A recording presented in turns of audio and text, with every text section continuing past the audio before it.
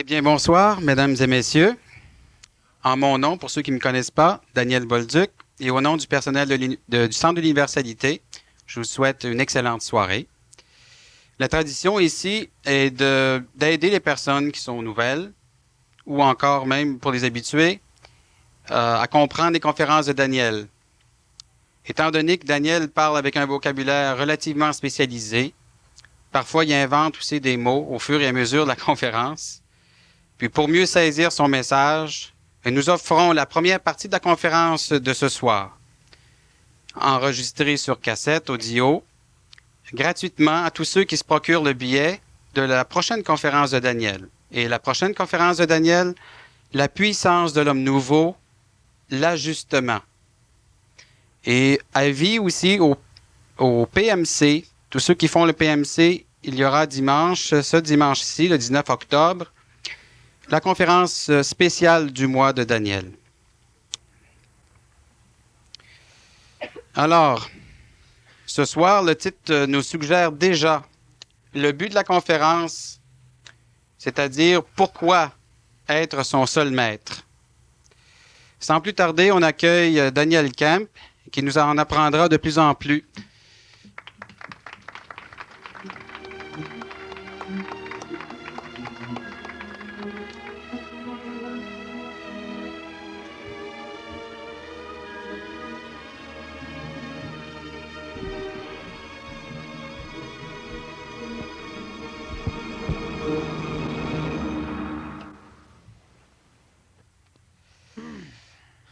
E.T. est proche.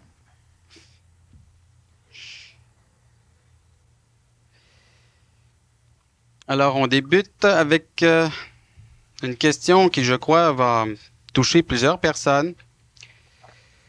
On dit que toutes les religions, les sectes, enfin, le monde spirituel, se disent que le seul fait de croire, d'avoir la foi, d'être relié à eux, à ces dernières dont je parlais, par le baptême, est suffisant pour que l'homme puisse être sauvé. Est-ce qu'il en est ainsi?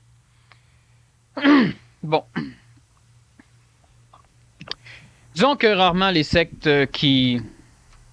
Une secte, normalement, ne veut pas que l'humain croie en elle, mais plutôt en quelque chose qui anime la secte.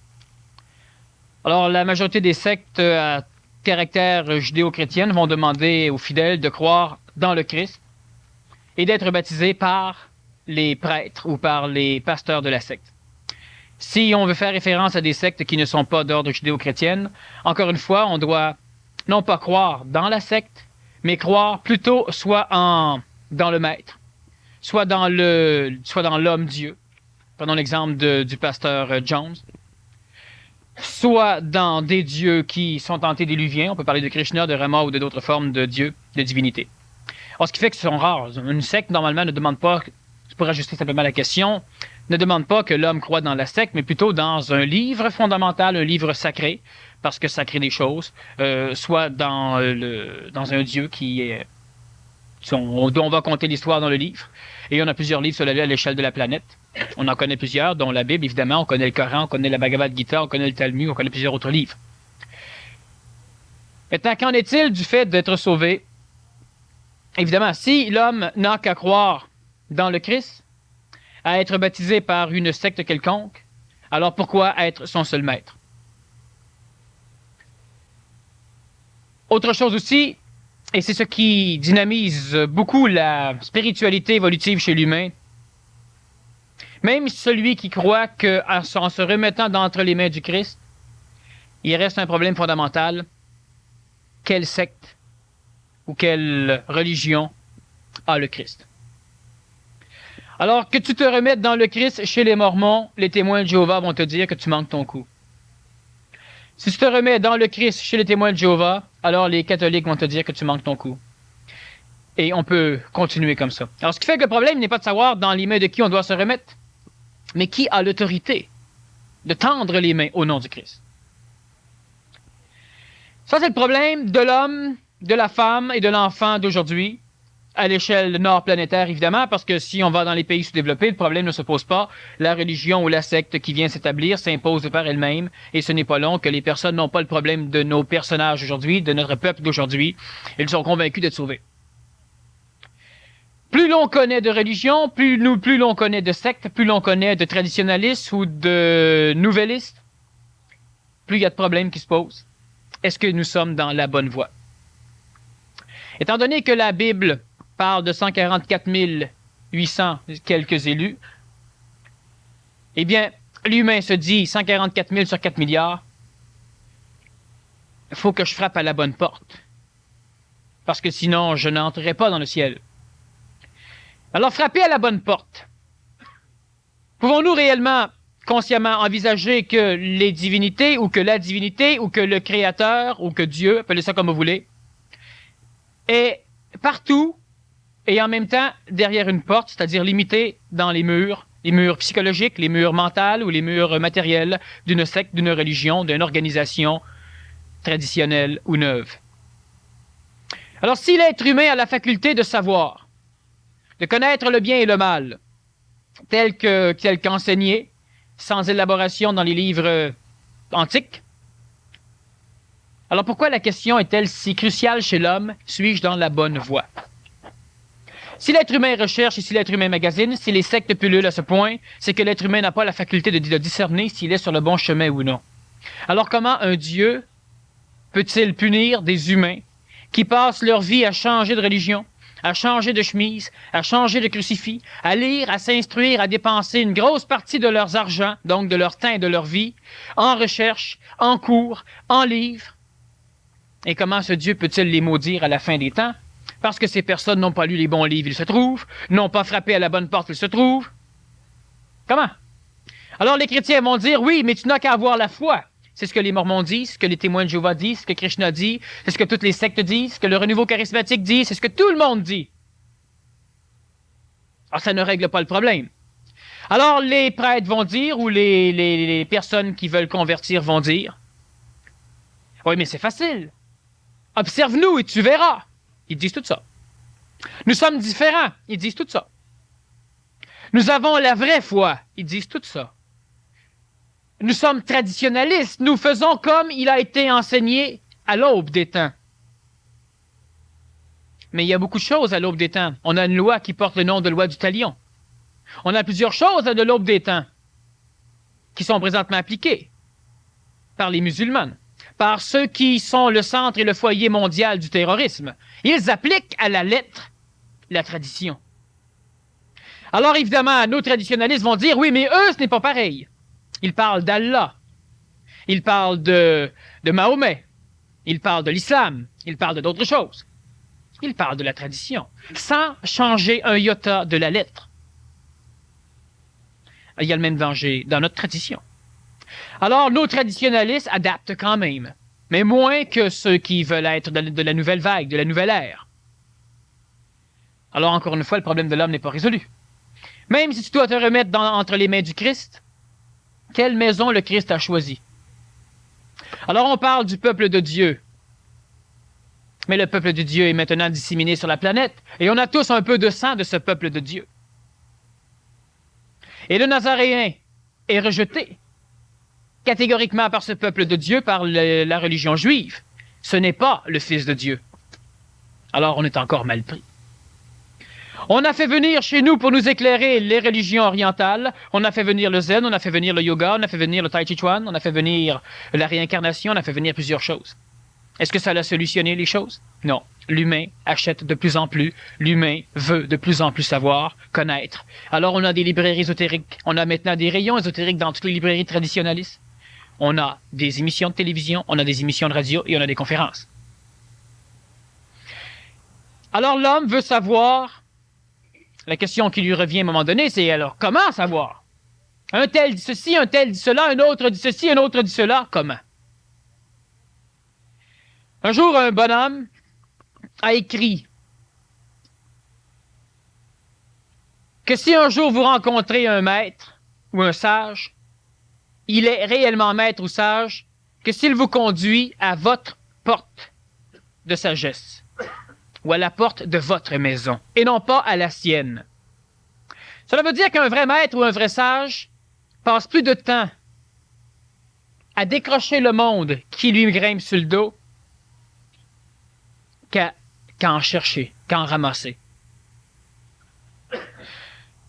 Celui qui a pour fonction, ou celui qui se donne pour mission de sauver une partie ou l'humanité entière, est une personne qui bien souvent manque d'amour, une personne qui bien souvent n'est pas capable de supporter seule le poids de son contact ou le poids de son savoir.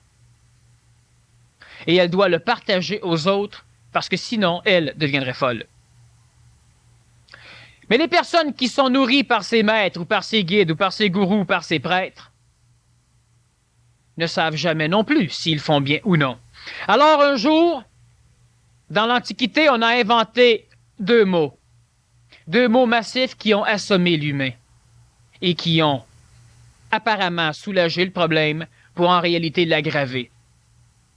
Foi aveugle. Vous devez avoir une foi aveugle et vous verrez la fin de vos problèmes. Plus vous serez con, moins vous souffrirez. C'est ça, la foi aveugle.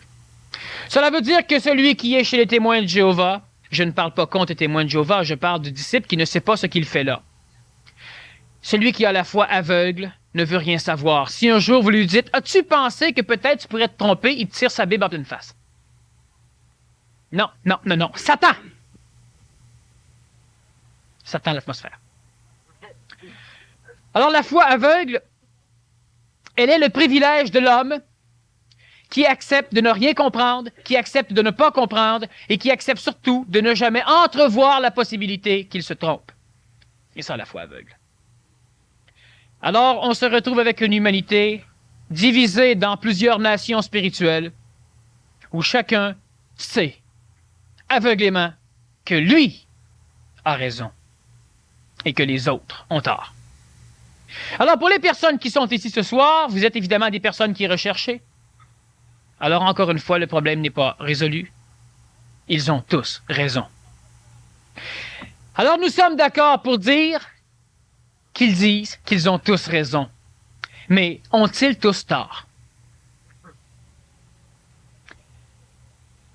Si l'on regarde cette évolution du point de vue cosmique, effectivement, ils ont tous raison. Si l'on regarde leur point de vue humain du point de vue cosmique, effectivement, ils ont tous tort. Pourquoi ils ont tous tort en ayant raison? C'est que de toute façon, le chemin qu'ils suivent va les conduire là où ils doivent aller. Donc, ils ont raison.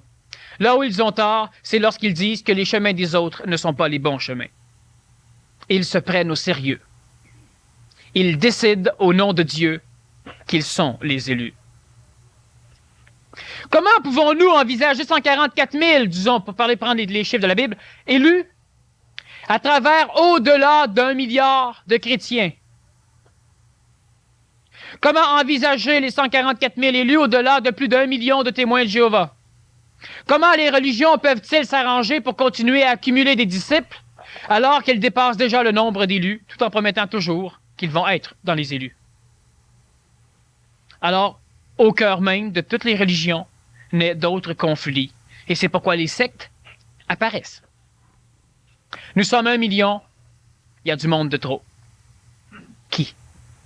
Alors, une personne, à un moment donné, qui est illuminée, soit par un contact astral, un contact avec le monde des morts, un contact avec le ciel, soit un contact avec elle-même, finit par envisager la possibilité que l'Église, ou que son Église, ou que sa secte ne suit pas le bon chemin. Et on a une multiplication des sectes. La question, pourquoi être son seul maître, prend donc toute son ampleur. Évidemment, l'humain ne saura pas plus qui ou quoi adopter.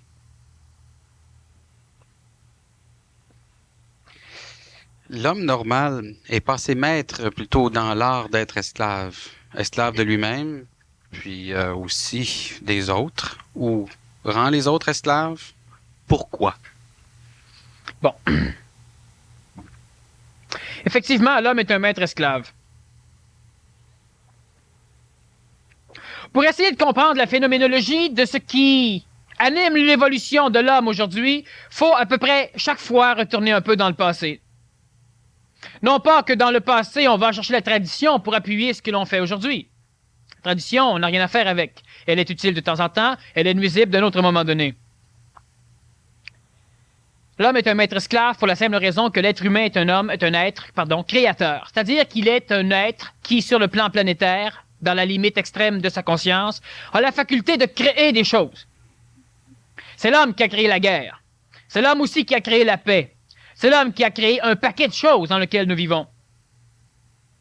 Mais l'homme a créé autre chose. L'homme a créé toute une panoplie de phénomènes qui sont mémorisés dans le monde des morts. L'homme a créé pour pouvoir se retrouver lui-même et en même temps pour pouvoir se confronter à plus faible. L'homme a créé le collectivisme. L'homme a créé les égrégores. L'homme a créé le ciel. Le ciel n'a pas été créé. La terre et le ciel ont été créés en même temps. Et lorsque l'homme a été placé, à l'instant où le premier être humain est mort, on avait le premier être humain dans le ciel. À partir du processus de digestion, ce qu'on appelle dans la religion catholique romaine le purgatoire, de tous les âmes qui pénètrent le ciel, on a accès à des phénomènes de restructuration d'humains évolutifs, et par le processus d'une réincarnation pluralitaire, l'humanité continue son évolution dans le cadre d'un phénomène matériel. L'homme est le maître esclave, pourquoi? Parce que l'humain a toujours voulu se confronter. Si dans l'antique religion on parle de Lucifer, jamais on ne parle de Satan. On parle de Satan après la création de l'homme. On parle de Lucifer avant la création de l'homme. Satan est la création de l'homme. L'être humain crée souvent des peurs. L'homme dynamise des peurs, pense à des peurs, a peur de certaines choses, et après des millions d'années de religion vers ces choses épeurantes, vers ce phénomène satanique, pour le confronter à l'évolution yavique du ciel, l'homme commence à prier les forces sataniques. Pourquoi l'homme a-t-il inventé la mécanicité satanique? Pour la simple raison que, premièrement, chez l'homme, il existe une phase involutive qui amène l'homme à devenir animal. Non pas animal d'une façon structurale, c'est-à-dire tel que Darwin le conçoit, mais animal d'une façon psychologique, c'est-à-dire que l'être humain devient pire que l'animal. Parce que lorsque l'homme devient animal, il est pire que l'animal. Il fait des choses que les animaux ne font pas. À partir de cet instant, l'humain a considéré qu'effectivement, chez lui existait un potentiel d'inharmonie. Et dans toutes les religions, on instaure les forces sataniques, les forces... Parce que Lucifer, c'est une chose, c'est un être de lumière déchu, c'est une chose. Mais lorsque l'on invoque ou lorsque l'on crée la phénoménologie des forces du mal, et Lucifer ne fait pas partie des forces du mal, Lucifer n'est pas en enfer, Satan est le roi... Satan, dans l'antique religion, est décrit comme étant le prince de ce monde. Oui, nous avons créé des forces extrêmement dangereuses que nous avons placées dans le monde des morts, dans le plan parallèle qui porte aussi le nom d'astral ou de ciel. Le ciel est divisé en enfer et en paradis. Nous avons créé des choses, et ces forces sont devenues tellement puissantes parce que nous les avons suffisamment nourries qu'à un moment donné, l'homme se met à genoux devant ce qu'il a créé et implore les forces du mal de le laisser en paix. Pour pouvoir résister contre les forces du mal, l'homme va créer à son image toute une panoplie de divinités. L'homme va emplir le ciel de son propre ego divinisé. L'homme va créer les dieux et par la suite créer le Dieu. Maintenant, il faut bien comprendre que le Dieu unique qui anime aujourd'hui le monde spirituel, n'est pas un Dieu unique. On le retrouve sous différents noms, dans différentes religions, et tous, les unes par rapport aux autres, essaient de convertir les uns par rapport aux autres. Il y a toujours du polythéisme à l'échelle planétaire. Dans la conscience de l'homme, il existe le monothéisme. Mais lorsque Moïse a instauré le monothéisme dans la conscience de ses fidèles ou de ses disciples, il a instauré cette conscience monothéiste dans l'homme. Mais il n'a pas réussi à l'instaurer dans la collectivité humaine. Alors on a toujours Allah, on a toujours Mahomet, on a toujours Dieu, on a toujours Jéhovah, on a toujours Yahvé, et on pourrait en nommer un bon paquet. On reste polythéiste au niveau planétaire. Il existe évidemment l'homme. Lorsque je parle de Dieu qui est créé par l'humain, l'homme me dit, oui, mais qui a créé l'homme? Qui a créé, il a fallu qu'il y ait un début. Ça n'a rien à voir. Ça n'a strictement rien à voir. Regardez ceci. Vous allez faire ceci. Vous allez essayer d'envisager ce qu'est l'électron et ce qu'est l'atome. Vous avez vu des atomes, des électrons dans des livres et à la télévision. On parle de noyaux et on parle de petites particules qui tournent en orbite autour à différents niveaux. L'atome. Tout le monde connaît l'atome. Mais savez-vous que les savants n'ont jamais vu d'atome? Ils n'ont même jamais vu d'électrons. Ils ont vu la trace des électrons dans les cyclotrons. Ils n'ont jamais vu ni atome ni électron. Et pourtant, tout le monde a l'image de ce qu'est l'atome et l'électron. Alors l'homme a créé cette image. Elle explique présentement la science. Elle explique présentement la physique. Et tout le monde est d'accord pour dire c'est un atome. Il y a des électrons, il y a un noyau, il y a des protons. Mais la science n'a jamais vu d'atome. Jamais. Alors, qu'est-ce qui est arrivé? Il est arrivé que l'atomicité est un phénomène existentiel. Ça existe. C'est là. Comment ça se fait alors qu'on a de la matière? Il y a des atomes qui constituent les molécules, qui constituent les corps. Ça va. Mais de là à dire que l'atome est constitué de telle façon et qu'il va réagir de telle façon, ça marche. Jusqu'au jour où on se trompe. Et jusqu'au jour où on va se tromper. Pourquoi les réacteurs ont eu des fuites? Pourquoi Tchernobyl a existé? Pourquoi Three Mile Island a existé? Pourquoi un paquet de phénomènes qu'on ne connaît pas ou qu'on commence à connaître existent? Pourquoi on a des problèmes avec les détritus nucléaires? Pourquoi il y a ceci? Pourquoi il y a cela? Parce qu'il y a des choses qu'on ne connaît pas. Ces choses, on ne peut pas les connaître parce qu'on essaie de les connaître à partir de l'image que l'on s'est créée de l'atome.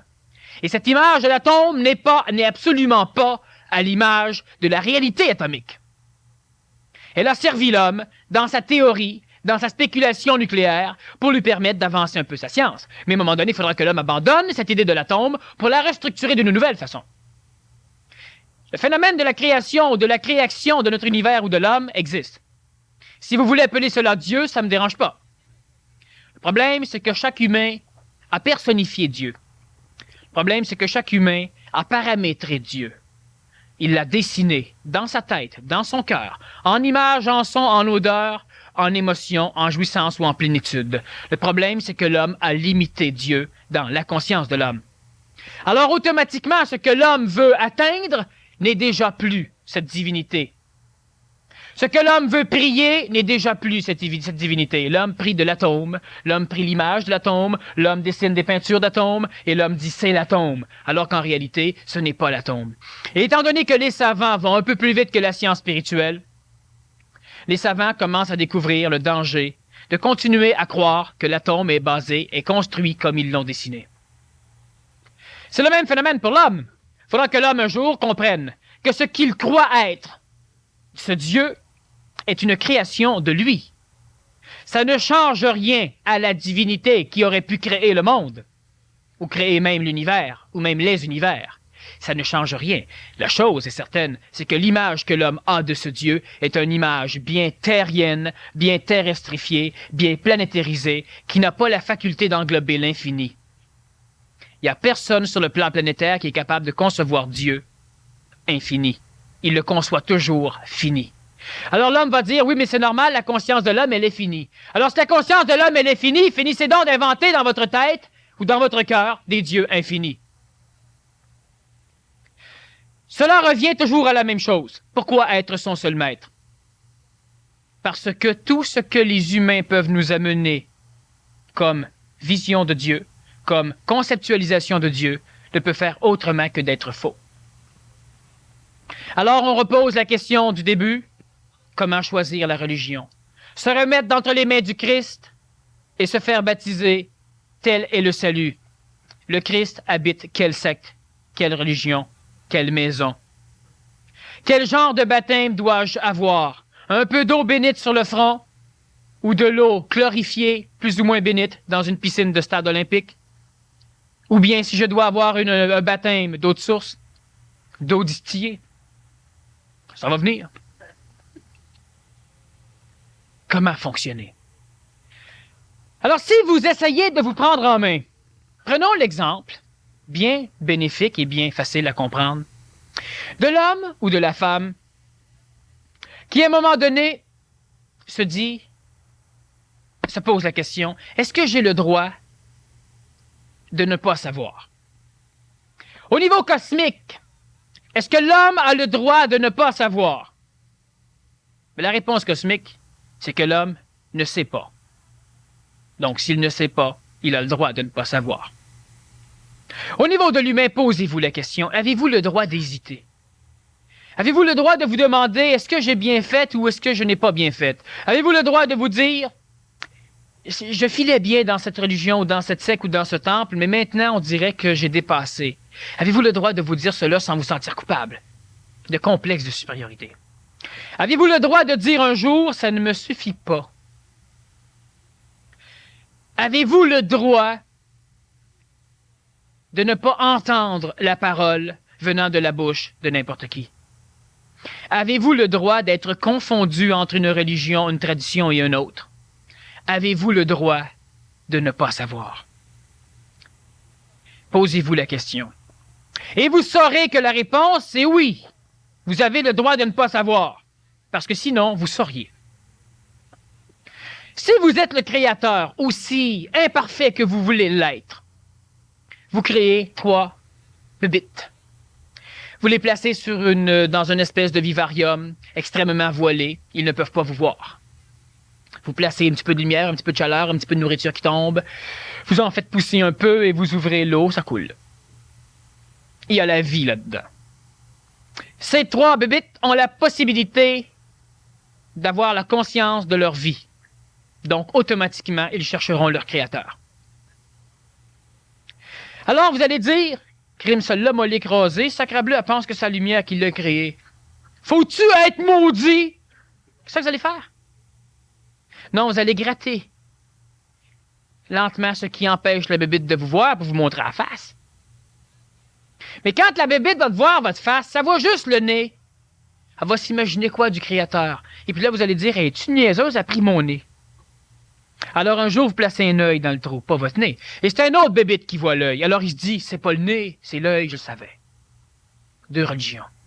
Ils sont prêts à s'entretuer. Oh, les 2 prient le même Dieu, mais les 2 n'ont aucune idée de ce que c'est que Dieu.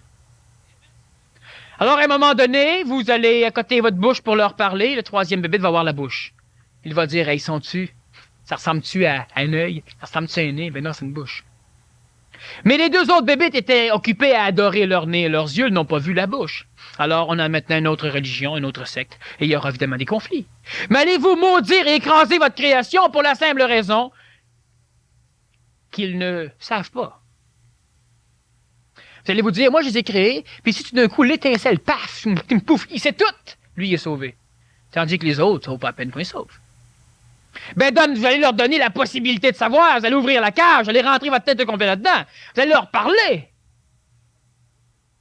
Sauf si vous savez très bien qu'en ouvrant cela, l'horreur de votre vision par rapport à l'étendue de votre corps, l'immensité de ce que vous êtes, va carrément les tuer. Alors vous ne le faites pas. Alors vous allez dire, pourquoi avoir mis un couvercle d'abord pour leur création? S'ils seraient venus au monde en me voyant, il n'y aurait pas eu peur. Oui, mais s'il fallait qu'on les incube, il fallait qu'on mette leurs conditions de naissance dans une forme d'incubateur, il fallait que ce soit fermé. Pour que ça naisse, pour que ça germe. Ben, il y a un problème. Il faudra que lentement on gratte un œil, lentement on gratte une bouche, lentement, pas trop vite. Pas trop vite, et lentement, ces bébites vont finir par s'habituer à la réalité de Dieu. Mais en attendant, l'une va dire, ne regardez pas la bouche, c'est le diable, c'est Satan. Regardez le nez. Par le nez, vous respirez, etc., etc., puis là, on s'illusionne, on invente pas quelque chose. L'autre va dire, regardez l'œil, c'est l'œil qui fait voir. L'autre va dire, regardez la bouche, c'est la bouche qui parle. Les 3 ont raison, les 3 ont tort. C'est le problème de l'homme. Alors, une 4e bébite vient au monde du mélange des 3 bébites. Et cette 4e bébite va dire, ne me parlez pas des oreilles, ne me parlez pas de la bouche, laissez-moi donc en paix. Toi, tu ne savais pas et soudainement, tu as vu le nez. Toi, tu ne savais pas et soudainement, tu as vu l'œil. Toi, tu ne savais pas et soudainement, tu as vu la bouche. Moi, je ne sais pas et laissez-moi moi aussi voir ma chose. Ne venez pas m'interdire à ma naissance de voir autre chose. Parce que si vous avez mal vu, sans jamais avoir vu, j'aurais moi aussi mal vu. Alors ne me parlez de rien. Je veux vivre. Je veux être mon seul maître. Je ne dis pas que le nez c'est faux, je ne dis pas que l'œil c'est faux, je ne dis pas que la bouche c'est faux, je ne dis rien. Je dis laissez-moi être mon seul maître. Ne venez pas m'instruire de ce que Dieu vous a dit. Parce que si Dieu un jour l'a dit à l'homme, Dieu le répétera à l'homme. Alors la bouche va dire oui, mais tout est écrit ici, Dieu le répétera pas, c'est dedans, c'est même écrit dedans qu'il le répétera pas. C'est ce que le nez dit, puis c'est ce que l'œil dit. Alors moi je dis que je ne suis pas prêt à passer ma vie pour un Dieu qui va m'écraser parce qu'il ne m'a pas donné la possibilité de savoir et parce que je n'ai pas su. Qu'est-ce qu'être maître? La bébite qui devient son seul maître n'est pas le maître du Créateur. Elle n'est même pas le maître des 3 autres bébites. Elle est plus légère, devenir son maître. Cela, je le répète depuis 3 ans que je suis en conférence ici. Semaine après semaine, vous devez être suffisamment adulte. Et quand je parle d'adulte, je ne parle pas de la foire d'adultes. Disons, vous devez être suffisamment vous-même pour arriver à savoir de par vous-même si une chose est cela ou non. Mais lorsque vous savez de par vous-même si cette chose, elle est réelle, sachez que vous ne le savez que pour vous-même, pas pour les autres. Celui qui a vu l'œil, c'est devoir le battre, inventer la construction parfaite pour le forcer à dire que l'œil était la bouche. Vous avez une conscience évoluée qui est entachée de la conscience de la tradition, qui est entachée par le passé et qui est reliée à la conscience collective, ce qui fait que vous n'arrivez pas à vous assumer vous-même parce que vous voulez que tout le monde soit d'accord avec vous. Devenir son maître, cela veut dire que ça n'a plus d'importance que les autres soient ou non d'accord et on n'a pas besoin donc de les convertir parce que lorsque l'on veut convertir, c'est que l'on veut avoir de plus en plus de gens d'accord avec nous. Alors, on ne va pas convertir. Devenir son seul maître ne veut pas dire que vous vous enfermez dans votre garde-robe à jamais. Ça paraît comique, mais il y a des places dans le monde où on s'enferme dans des ashrams. Alors, avec le mot ashram, on dit « Ah oui, mais c'est plus normal. » Ben, c'est une espèce de chiotte en pierre avec presque rien à bouffer. On met nos excréments sont brassés un peu là-dedans pour nettoyer tant peu que tant, enfin, le mieux qu'on peut. Il n'y a pas d'air, pas de lumière, et on passe 9 ans peut-être 21 ans là-dedans. C'est encore mieux un garde-robe. Être son seul maître ne veut pas dire fuir les autres. Parce que si vous fuyez les autres, vous n'êtes pas vos seuls maîtres. Vous avez tellement peur d'être converti par l'opinion d'un autre, par la réaction réelle d'un autre, par la relation avec un autre, que vous fuyez les autres. Je donne l'exemple d'une personne qui ne veut pas me rencontrer moi parce qu'elle dit « Ah oui, mais lui, il a toujours raison. » Puis après, si moi j'ai toujours raison pour moi, ça ne veut pas dire que j'ai raison pour l'autre. Et si l'autre a peur de ne plus savoir après m'avoir rencontré, si moi je suis plus puissant que sa foi, c'est que sa foi ne vaut rien. C'est évident. Alors, lorsque le témoin de Jéhovah ne veut pas rencontrer le catholique pour jaser, lorsque la religion juive ne veut pas rencontrer autour d'une même table la religion catholique pour régler les problèmes de notre humanité, lorsque toutes les religions, les sectes, les écoles ne veulent pas s'unir à la même table, dans une alliance commune, pour essayer de régler les problèmes de l'humanité selon l'humanité, parce que les religions, les sectes, les écoles veulent régler les problèmes de l'humanité selon leur propre barème. Et moi, je dis, pourquoi ils ne veulent pas se réunir dans une alliance commune pour régler les problèmes de l'humanité selon les barèmes de l'humanité, selon les besoins de chacun? Pourquoi? Parce qu'ils ne sont pas leurs seuls maîtres et parce qu'ils ont peur d'être confrontés. Ils ont raison et ils ne veulent jamais avoir tort. Parce qu'ils sont trop orgueilleux. Parce qu'ils se prennent tellement au sérieux qu'ils ne pourront pas admettre dans leur propre ego, dans leur faible intérieur, que pendant 10 ans, 40 ans, je voyais mal. Mais lorsqu'une personne se remet en question, elle ne doit pas se dire « Merde, je suis conne, pendant 20 ans, j'ai été con ». Elle peut maintenant voir plus clair. Alors elle est loin d'être conne. Lequel est plus con? Celui qui, pendant 80 ans, voit mal et meurt sans l'avoir su, fier d'avoir toujours bien vu?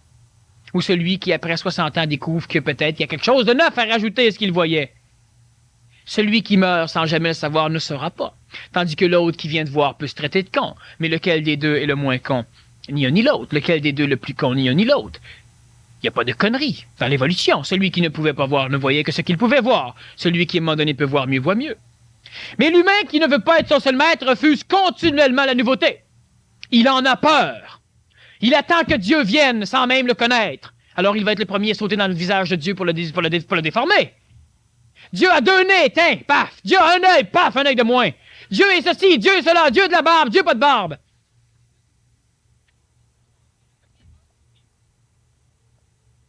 On ne peut pas fonctionner comme ça.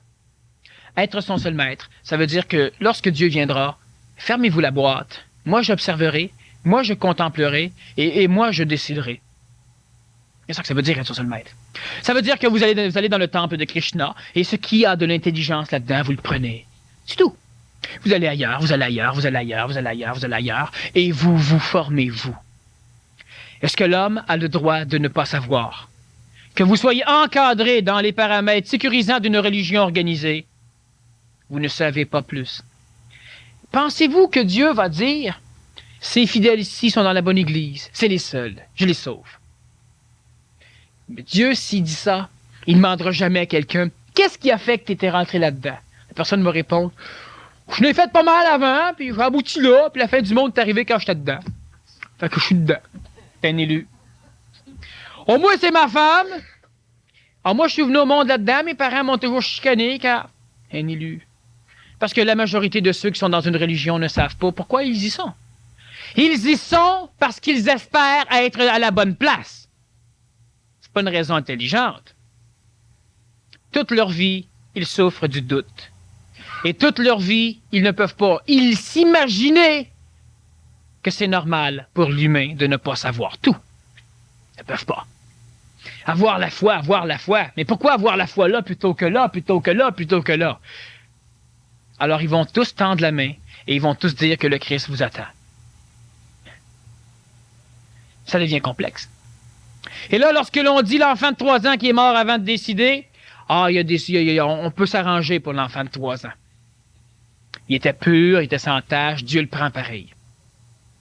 Alors l'enfant de quelqu'un qui n'est pas de notre secte, Dieu le prend-il? Il est aussi sans tache, aussi pur, aussi cela. Ah, ce n'est pas pareil. Mais non, parce qu'il faut que tu forces les adultes à rentrer. Alors, je dis une seule chose. Moi, je ne suis pas une religion. Je ne suis pas non plus un gourou. Je suis simplement un orateur qui parle et qui est payé pour parler. Bon, voilà, ça règle le problème. Je n'ai pas de mission particulière. J'ai mes raisons intelligentes, mais ce n'est pas des missions. Par contre, plus il y aura d'êtres humains qui se prendront en main, plus l'humanité, et plus la société, plus vous autres, individuellement, vous allez cesser de souffrir.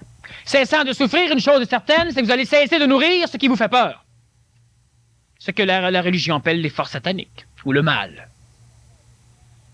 On ne va pas au ciel avec un sac, 3000 kilos, d'angoisse. Imaginez-vous que ça peut ressembler le ciel présentement. On a 82 portes, on a 82 morts, qui sont de 82 religions ou ethnies spirituelles différentes, sont toutes à la porte en se regardant. Moi, je sonne là. C'est qui qui a gagné le jackpot? C'est qui? Et puis il y en a un qui rentre. Si j'avais su. Mais oui, mais vous ne le savez pas. C'est bien évident que si vous seriez tout là-bas, en ligne pour entrer. Si vous aviez su, vous ne savez pas. Si vous ne savez pas, comment pouvez-vous être sûr que celui qui vous dirige le sait? Comment? Si vous ne savez pas, comment être sûr qu'un livre traditionnel que vous lisez, que vous suivez le sait? Le livre apporte de bonnes choses. Mettez-les en pratique. Méditez pas dessus, mettez-les en pratique. Mais chaque livre amène des bonnes choses. Parce que l'intelligence créatrice a été suffisamment fine pour ne pas s'exprimer dans un seul livre, mais dans un maudit paquet de livres, par la plume d'un maudit paquet de personnes, à travers tous les temps, pas juste dans le passé. Pourquoi être son seul maître? Parce que quand vous serez devant la porte au ciel, vous aurez la possibilité de dire, il y en a un qui rentre, ah, je m'en vais là. Ah, vous n'avez pas changé de porte. Les traditionalistes vont continuer à espérer, ils vont dire, c'est peut-être l'enfer là-bas, c'est le purgatoire là-bas, c'est...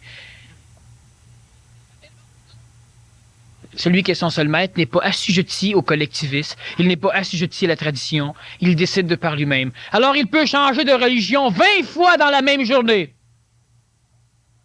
Parce qu'il devient agent libre, il n'a plus d'impresario auprès de Dieu. Il est libre. Celui qui change 2 fois dans sa vie, Dieu lui pardonne. Celui qui hésite 4 fois dans la même journée, Dieu lui pardonne. Alors vous pouvez passer votre vie, hésiter, ça ne changera rien.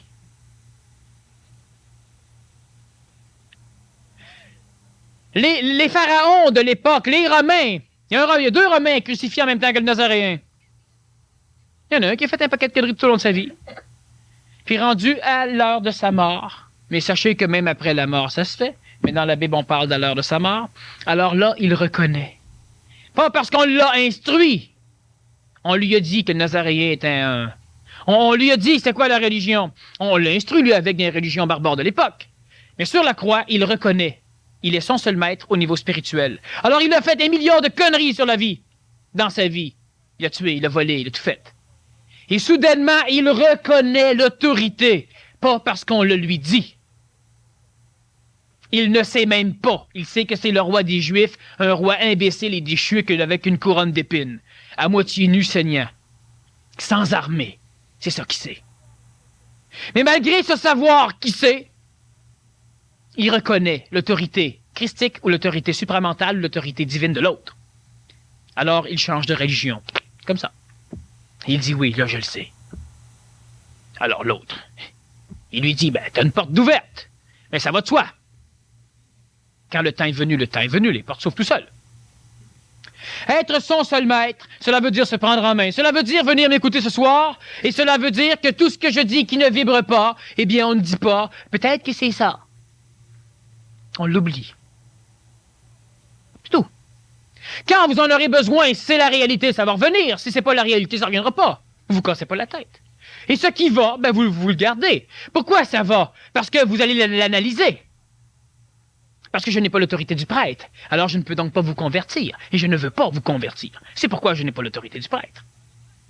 Je suis moi, et je parle en mon nom. Je suis mon seul maître. Étant mon seul maître, cela veut dire que... Est-ce que cela veut dire que tout ce que je perçois, je le refuse? Ça n'a rien à voir. Vous décidez maintenant de par vous-même. Alors vous êtes catholique romain et vous lisez le Coran. Parce que vous voulez savoir qu'est-ce qui s'est passé réellement. Vous voulez lire.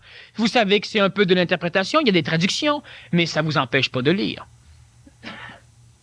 Pour limiter l'homme, certaines sectes disent « Tu as la Bible et détruis le reste. Le reste, c'est Satan. »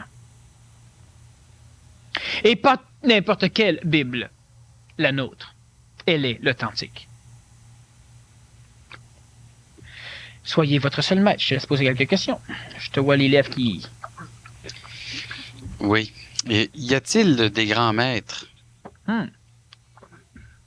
Oui, effectivement, on en a un qui mesurait. Il était assez grand.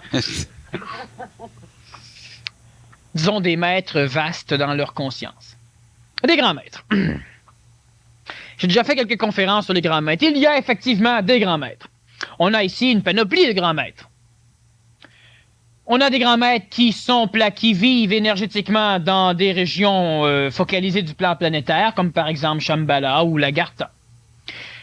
L'un des 2 centres, Shambhala entre autres, va à un moment donné générer le prieuré de Sion, qui va lentement générer la Deuxième Guerre mondiale et qui va générer plusieurs choses. On a des maîtres qui ont une idée fixe dans la caboche, c'est celle d'amener le plus de mal possible à l'échelle planétaire pour que l'âge de fer, le Kali Yuga, se finisse au plus maudit, de façon à ce que le millénium apparaisse au plus sacré. C'est une vision des choses. Au lieu de vivre plus ou moins mal pendant 3000 ans, alors on va faire une bonne apocalypse massive, et puis après ça, 15 ans après, on va s'en remettre, et puis le millénium arrive. Maintenant, ce n'est pas de l'avis des maîtres de l'Agartha, qui eux, par contre, prévoient ou envisageraient plutôt qu'on devrait laisser à l'homme le temps de s'adapter mollo-mollo au millénium, même si ça prend encore 3000 ans. Alors, on a donc deux panoplies de maîtres qui s'organisent pour faire chacun leur chose. Les maîtres ont aussi la faculté assez originale de pouvoir, étant donné que ce sont des personnages qui sont dans le plan morontiel, c'est-à-dire qu'ils ne sont pas du monde des morts, donc qui ne sont pas morts. À un moment donné, ils ont perdu leur corps, c'est-à-dire qu'ils ont éthérisé leur corps, un peu ce que le Nazaréen a fait lorsqu'il a eu son ascension vers la fin, sauf que le Nazaréen a eu une ascension, tandis que les maîtres ont eu une transportation, n'ont pas eu d'ascension, ils sont restés à l'échelle planétaire. Alors les maîtres sont divisés en deux parties, les plus pressés et les plus patients. Le maître a une fonction particulière, celle d'élever le potentiel de compréhension énergétique de l'humanité dans son ensemble et de l'élever à un point summum où, à partir de ce point, le maître va tout faire pour bloquer l'évolution de l'humanité de façon à ce que l'humanité grossisse les rangs des maîtres. Grossissant les rangs des maîtres, cela donne une force incommensurable aux maîtres et cela va permettre à ces maîtres de pouvoir entrer en contact réel avec le plan supramental bouddhique, c'est-à-dire avec les cieux, ce que les maîtres ne peuvent pas faire. Si on prend l'exemple du Christ, le Nazaréen, est-ce que c'est un maître? Non. Le Nazaréen, est-ce que c'est le maître des maîtres? Non plus. Le Nazaréen, il est tout à fait au-delà des maîtres. Il n'a jamais eu de temps à perdre avec les maîtres. Si on veut savoir lequel est le maître des maîtres, évidemment, c'est Lazare. Bon, le comte de Saint-Germain. Mais encore là, lui, s'est fait fourrer. Il a appris des choses, mais il y a eu une problématique à un moment donné, alors il est resté au niveau du plan planétaire, et Saint-Germain dirige évidemment l'Agartha comme Shambhala, c'est-à-dire les forces du mal pour nous et les forces du bien pour nous. Lorsqu'un grand maître vient nous voir, on lui offre le café. S'il ne peut pas prendre de café, nous sommes supérieurs à lui. Alors le grand maître doit donc aller se pratiquer dans l'Agartha de Shambhala à boire du café. S'il arrive et qu'il peut boire le café, on lui offre donc une tisane absolument dégueulasse. Tisane pour l'envoyer aux toilettes. Purge. On a énormément de traditions présentement qui ont une fierté égoïque absolument incommensurable d'avoir 3 ou 4 ou 5 grands maîtres dans leur organisation. On peut en nommer, on en a même ici au Québec des organisations qui ont des grands maîtres. Ces grands maîtres sont extrêmement utiles pour l'humanité. Mais à un moment donné, l'humanité doit devenir son seul maître et continuer son chemin et ne pas attendre avec les maîtres du reste. Alors, ce qu'on va faire souvent, c'est que toi, tu évolues, et à un moment donné, cesse d'évoluer. Maintenant, ton rôle, ta mission est d'aider l'humanité, toi aussi. On fait de toi un maître. Le Nazaréen, on lui a offert d'être maître. Jamais il n'a voulu. Évidemment, on n'est pas sur la planète pour être un maître et sauver l'humanité.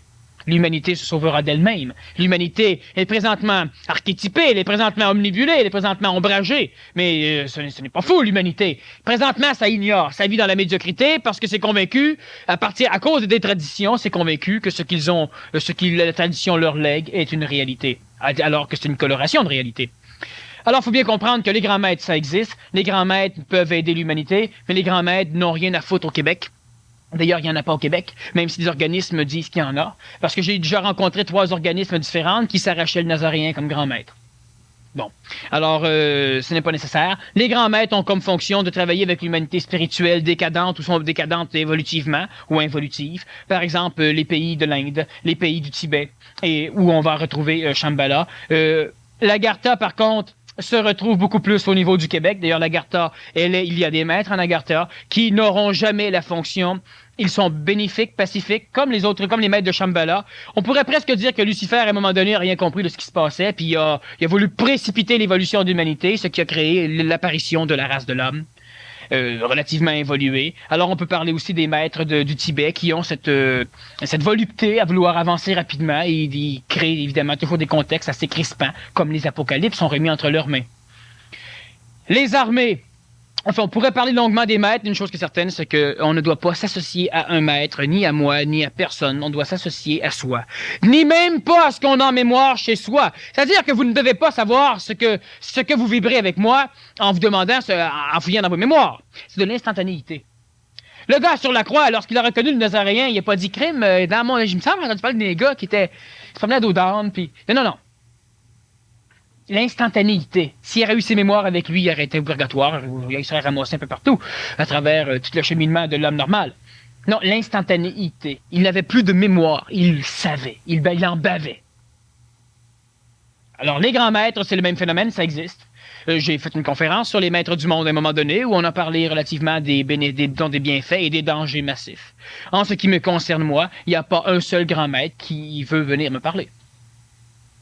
Est-ce qu'il y a des gens qui sont leur seul maître? Peut-être le Nazaréen? Ben, le Nazaréen était son seul maître, ça va de soi. Au niveau cosmique, le Nazaréen était relié à ce que lui appelait les cieux. Le premier palier des cieux est l'Esprit Saint, ce que moi j'appelle le plan supramental. Le Nazaréen était son seul maître et vers la fin de son apparition terrestre, lorsqu'on lui demande qui il est, il ne dit pas « je suis mon seul maître », il répond « je suis ». Parce qu'il est au-delà du phénomène maître. Mais commençons étape par étape, commençons par être nos seuls maîtres. Lorsque Pierre a renié le Nazaréen, il était manipulé. Est-ce qu'il était son seul maître? Une personne lui demande « Hey, je t'ai vu avec... » Non. On est manipulé par les autres. Il n'était pas son seul maître. Alors, 3 fois de fil, il a renié. Le seul qui a eu confiance a été le fils de Marie, celle que le Nazaréen, à un moment donné, avait gratifiée de punition. C'est-à-dire qu'il avait éliminé les punitions sur elle. Marie, les noms peuvent me revenir, mais vu qu'il faudrait que je fouille dans les mémoires et ça ne me plaît pas, je préfère rester dans l'instantanéité. Alors, ce Lazare a été le seul qui a accepté de vivre l'initiation du monde des morts. Donc, Lazare n'est pas mort, il a dormi. Le Nazaréen vient le réveiller à un moment donné. Le monde appelle ça la résurrection de Lazare, mais regardez comment c'est la tradition. Ah, ça, c'est intéressant. Le Nazaréen dit, c'est écrit encore dans la Bible, mais il n'est pas mort, il dort. Et on appelle comment le passage résurrection de Lazare? Il n'est pas mort, il dort. Résurrection pareil. Il est mort. Le Nazaréen, il ne savait pas trop. Il était fatigué, il arrivait de loin.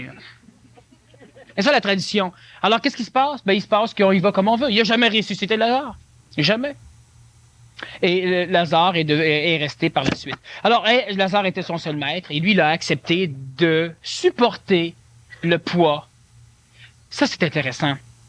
C'est le seul, après le Nazaréen, qui a accepté de supporter le poids du monde, c'est-à-dire de supporter l'attaque de tout le monde.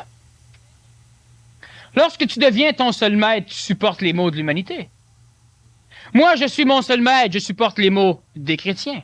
Parce qu'on me dit que je suis blasphémateur. Parce qu'on me dit que je suis ceci, cela. Parce qu'on n'arrête pas de... Tout ce qu'ils ont peur, ils me le mettent sur le dos.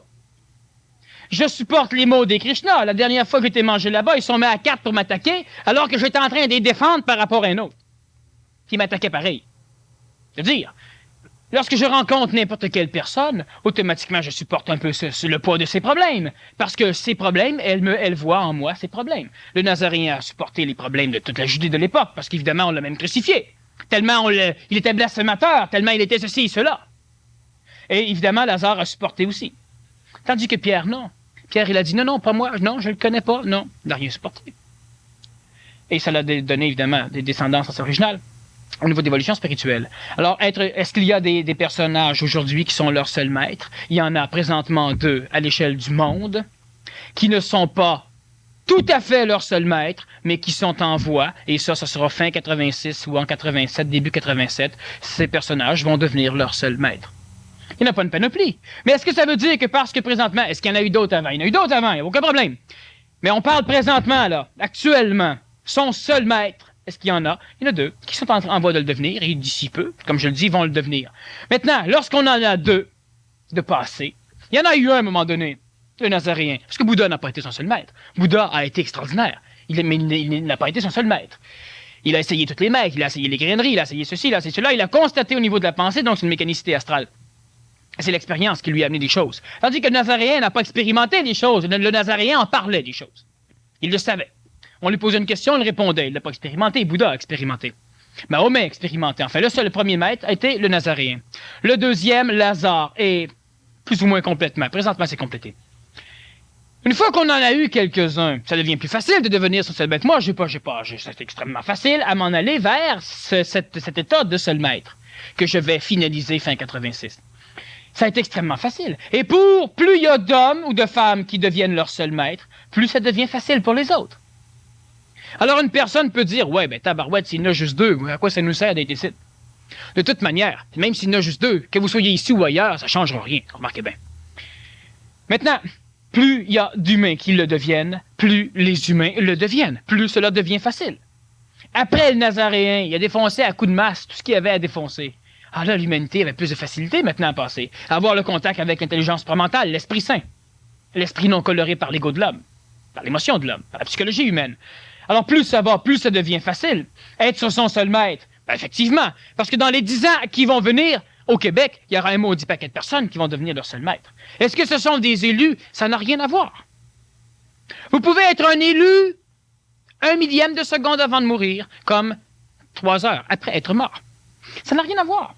L'humain est toujours en train de se dire, oui, mais moi, je ne suis pas là-dedans, ça fait que ça n'a rien à voir. L'élu, ce n'est pas celui qui me parle. L'élu, c'est celui qui, à un moment donné, entre en contact avec son esprit. Et ce n'est pas moi, son esprit. Moi, j'ai mon esprit, je suis en contact avec mon esprit, je marche avec mon esprit, je suis mon seul maître, je suis moi-même.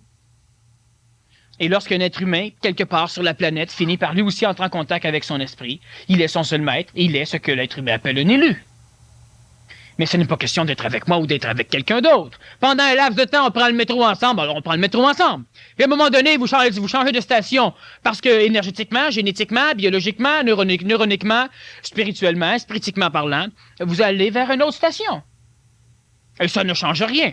Et ne comptez pas sur moi pour vous retenir. Ah, mais non. D'ailleurs, même si vous restez quand vous devez changer, vous allez vous ramasser entre 2 métros, mais vous allez sortir. L'humain doit devenir son seul maître. Alors, on peut faire un bout de chemin ensemble. On peut faire un bout de chemin ensemble pour la simple raison qu'on est dans une société où l'homme est grégaire et où l'homme, espritiquement parlant, a des relations énergétiques au niveau de l'évolution. Alors, l'homme évolue en société. Mais ça n'a rien à voir avec la société spirituelle.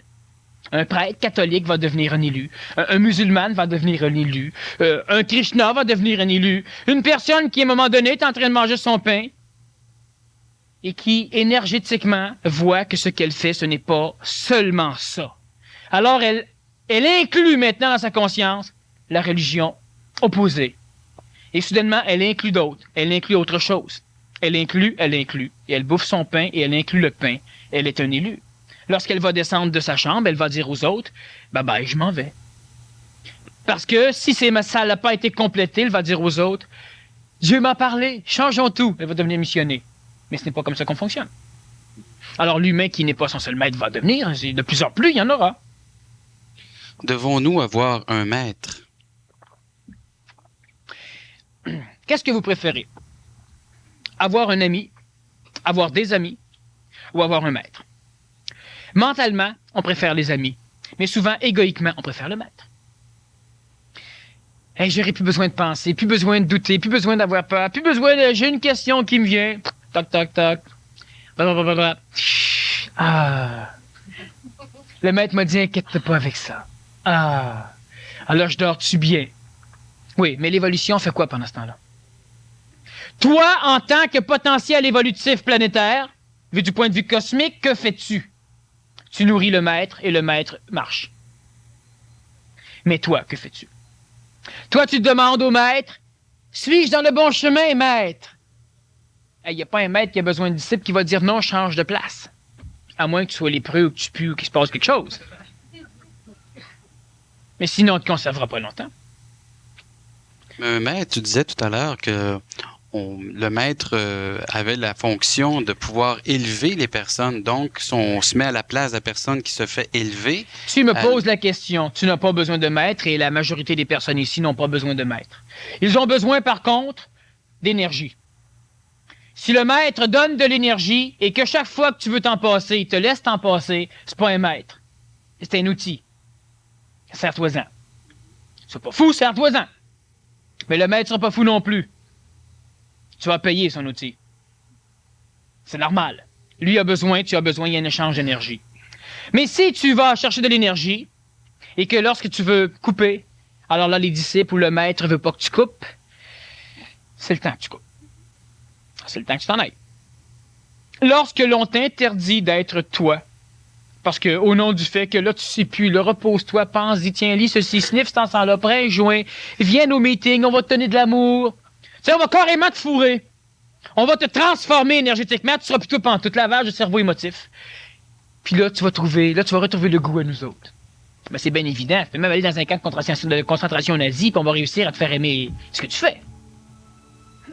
Ça va de soi. Non, la personne, qu'elle s'en aille, si chez elle, à un moment donné, elle a le goût de revenir, qu'elle revienne.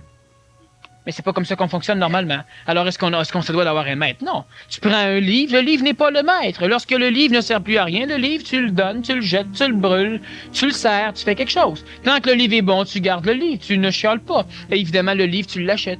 Il y a un échange d'énergie. Jusqu'où on peut être son seul maître? Tu reviens avec à la deuxième partie parce que la question, elle m'intéresse énormément. Oh, je pourrais parler un peu être son seul maître. La première partie, c'est de cesser d'être collectif. Mais jusqu'où, par rapport à disons, au maîtria de Dieu, l'homme peut devenir son seul maître? On pourrait revoir ça la deuxième partie. Il y aura les questions, évidemment, des personnes, mais on reverra ça la deuxième partie. Eh bien, sur ce, dans une vingtaine de minutes, une demi-heure maximum. Merci, Daniel.